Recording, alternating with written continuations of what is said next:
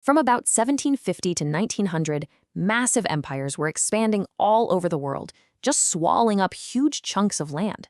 But here's the thing, the people who already lived there, they didn't just stand by and watch. And in this explainer, we're going to dive into the incredible and varied ways they fought back. So that's the big question, right?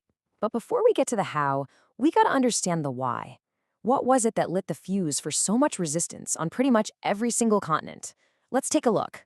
It really boils down to two huge, world-changing ideas that were just spreading everywhere at the time: the rights of the individual and this powerful new sense of a shared national identity. Okay, so first up, people's whole way of thinking was changing. These new ideas from the Enlightenment, this radical belief that every single person has rights and that governments should get their power from the people they govern, not from some divine right, well, they started to catch on.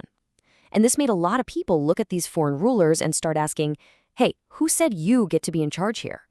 The second big driver was nationalism. And this is kind of ironic because when these big empires tried to force their own language or their own culture on people, it often did the exact opposite of what they intended. It actually made people feel even more connected to their own culture, their own shared history, and way more determined to fight for it. So you've got these powerful ideas about rights and identities spreading like wildfire.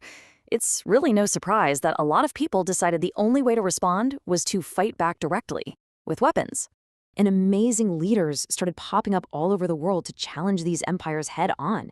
You had Tupac Amaru II in South America leading this huge revolt against the Spanish.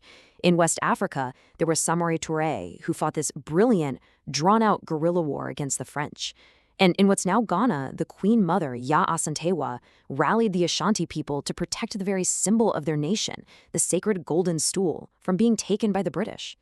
A perfect example of how a single spark can set a whole country on fire is the Indian Rebellion of 1857.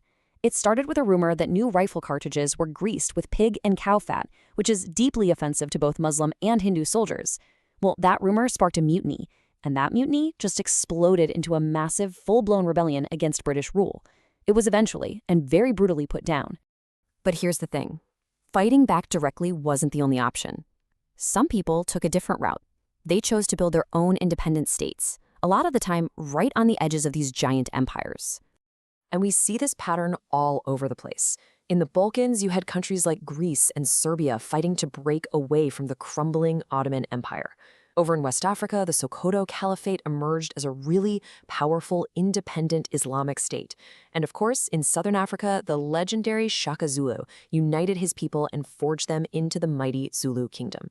Now, the Cherokee Nation in the United States tried a totally different tactic: assimilation. I mean, they went all in. They created their own written language, they adopted a constitution modeled on the American one, they built farms and schools, they even won legal cases in the U.S. Supreme Court, all to prove that they could exist alongside the United States. But it didn't matter. In the end, the U.S. government just wanted their land, so they passed the Indian Removal Act. The Army forced the Cherokee and other tribes to march west in what is now known as the Trail of Tears. On that journey, more than 4,000 people died. There was another powerful form of resistance, and this one is often absolutely heartbreaking. It was a resistance that was deeply rooted in faith, spirituality, and prophecy. This is just fascinating. Look at how two very different movements, born from the same kind of desperation an entire ocean apart, played out. In the American West, the ghost dance movement promised that if people performed a sacred dance, their ancestors would return and the white settlers would disappear. In South Africa, Xhosa prophecy made almost the exact same promise, but it required the people to destroy all their cattle and crops as a massive act of faith. Both movements ended in absolute tragedy, one in the Wounded Knee Massacre, the other in a catastrophic famine that just handed control over to the British. But then, in Sudan, a very different kind of religious movement took hold. A cleric named Muhammad Ahmad declared himself the Mahdi, who in Islam is a kind of prophesied redeemer, and he called for a holy war to kick out foreign rulers and purify the faith. And you know what? For a while, it was incredibly successful. His forces actually captured the capital city, Khartoum, and he established an independent state that ruled for over a decade.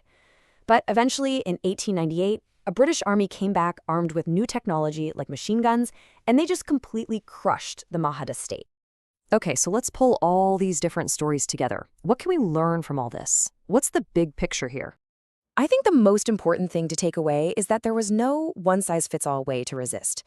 People fought back with guns, sure, but they also built their own nations from the ground up, and they drew incredible strength from their deepest spiritual beliefs. The point is, even when facing these overwhelming powers, people always found a way to fight for their freedom.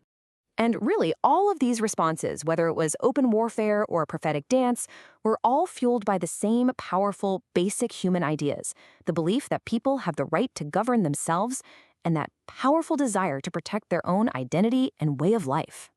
These stories aren't just ancient history. This fundamental struggle, this push and pull between powerful states and people fighting for their own autonomy, is still happening right now, all over the globe. It's a tension that continues to shape our world, our headlines, and it's definitely something worth thinking about.